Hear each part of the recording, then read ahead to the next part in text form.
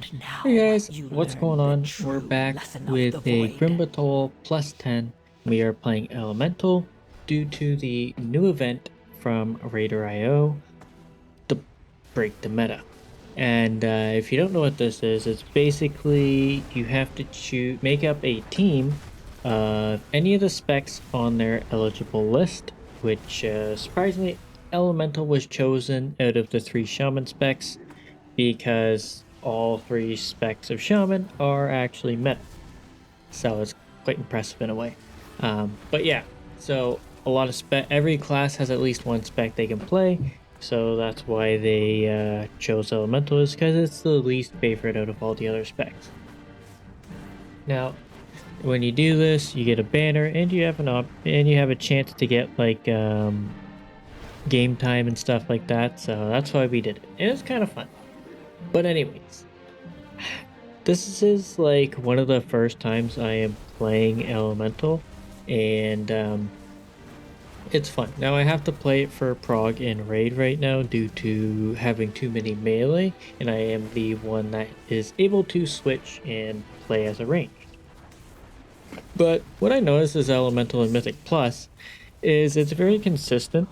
Um, I did get asked a couple times when I was streaming a couple of the keys, which which hero talents do I think are best?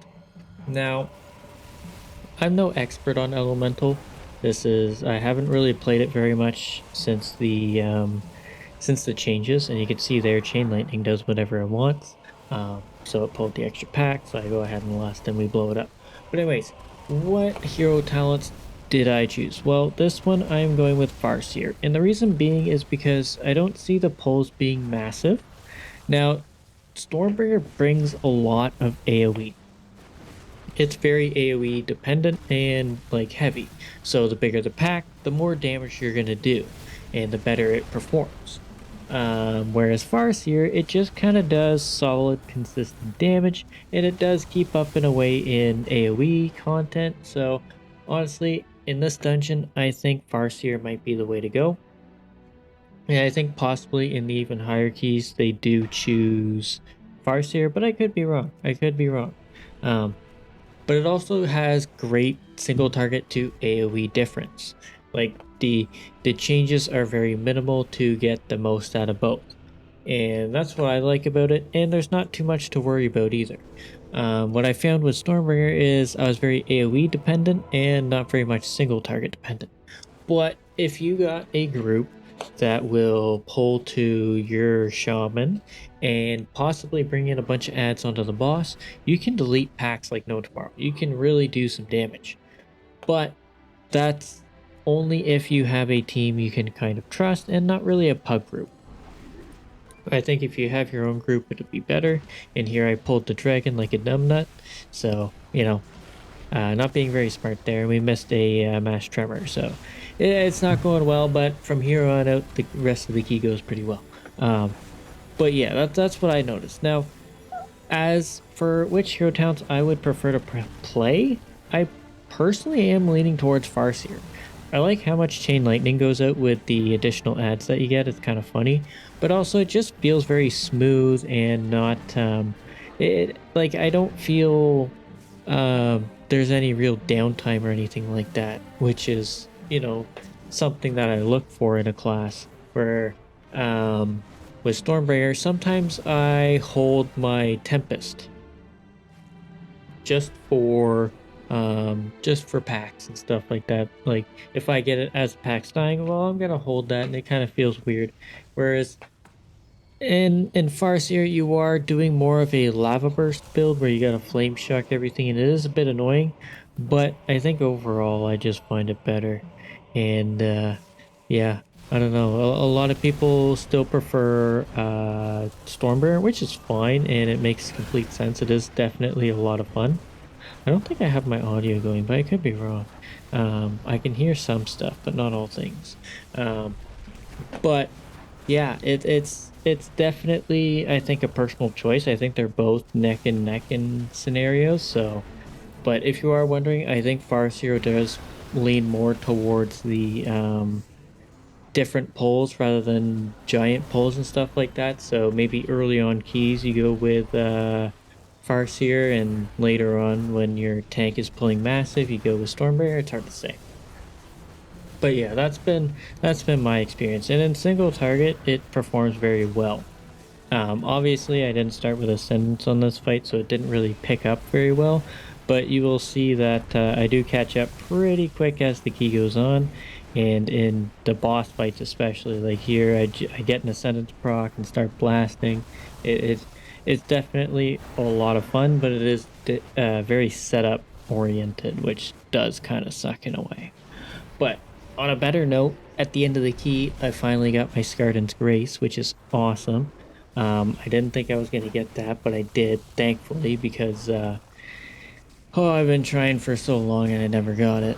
But now we finally do got it, so it's quite very nice. But yeah, other than that, not much going on. Not much is going on. There are a few things that are interesting. So in the upcoming week, with 11.0.7, we are getting a new ring. As for if it's going to be useful or not, I'm not sure. I've heard a lot of people say some bad things about it, but then they did a buff, and now I'm not quite sure. But also, they are buffing the amount of press you are going to get from Mythic Plus as well, which is kind of a huge bonus. Um, the higher key you do, the more crest you get. And it just sucks that you're farming out these and you gotta spend 90, but now I think you only have to spend 60 or 45, something like that. So it's definitely a great increase on their part. I know a lot of people have been down in the dumps about Mythic Plus, it's been annoying, and it's still very, very difficult. Um, I don't know if that's gonna change. I hope it changes in the upcoming season of season 2. I hope things change because some of these packs are just a nightmare for tanks. And if you miss one certain cast, it's a wipe, which does kind of make sense in a way, but I don't know. Like I was watching a couple of videos on it, and one of the original posts by Blizzard was tanks should be taking more damage overall, but should die less frequently. And that is definitely not true. Tanks are taking the absolute brunt of everything. Like the amount of damage that goes out is insane on the tank. Like tank busters doing about 70% of their maximum health, even with mitigation up and stuff like that. It is kind of crazy. It's kind of crazy. But that maybe that's the way Blizzard wants it, or maybe they're trying to figure that out in general. I'm not sure. But yeah, as for everything else, I don't know what Blizzard's plan is. I'm still gonna continue playing Shaman. I'm still gonna do Mythic Plus, and possibly push more next season. We'll see what happens. It's definitely on the hard side to push or get motivated to push even, because there's really no reason to go above a 10, which is kind of sad.